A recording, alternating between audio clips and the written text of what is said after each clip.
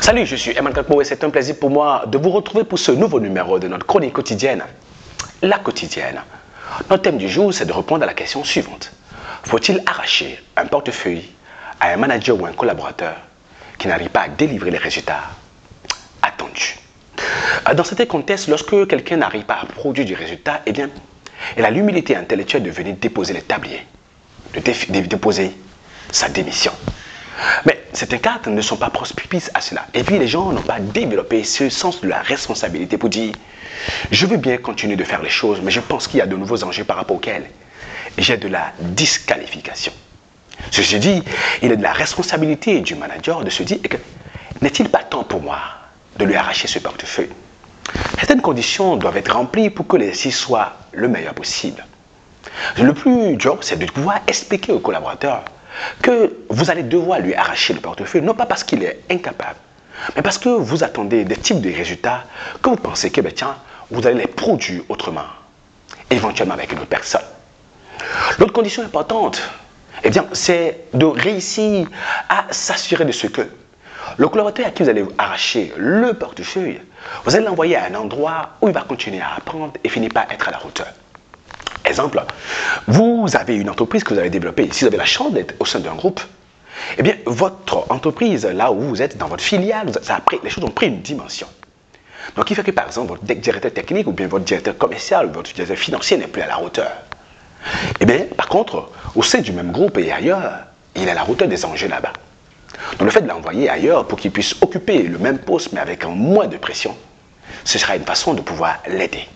Parce qu'il y a des enjeux que vous avez actuellement, par rapport auquel il n'est peut-être pas prêt pour l'instant. Et naturellement, vous allez arracher un portefeuille à un collaborateur après avoir élaboré un programme d'accompagnement et de montée en compétences, et vous vous rendez compte de ce qu'il ne progresse pas aussi vite que vous le voulez. Et vous comprenez que, vous ne pouvez pas attendre. En général, moi j'ai du temps, en tant que coach, de donner du temps à mes collaborateurs de pouvoir progresser. Il m'est arrivé de les restituer, de dire, ok, je vais t'accompagner et tu vas t'occuper de tel aspect. On lui enlève une partie des portefeuilles pour qu'il puisse avoir moins de pression. Et on l'accompagne pour pouvoir progressivement être à la hauteur. Et la chose la plus déterminante ici, c'est que le collaborateur ne prenne pas ce qui s'est passé comme une faille personnelle. Et qu'il voit qu'il a toujours votre confiance, que vous n'avez pas diminué naturellement ses avantages. Et que vous continuez de le consulter. Et que vous profitez surtout de son expérience au cas où vous confiez le poste à une personne plus jeune. C'est délicat et le management est délicat. Nous sommes souvent appelés à accomplir le job le plus déterminant et le plus difficile au monde. Faire prospérer et performer une organisation.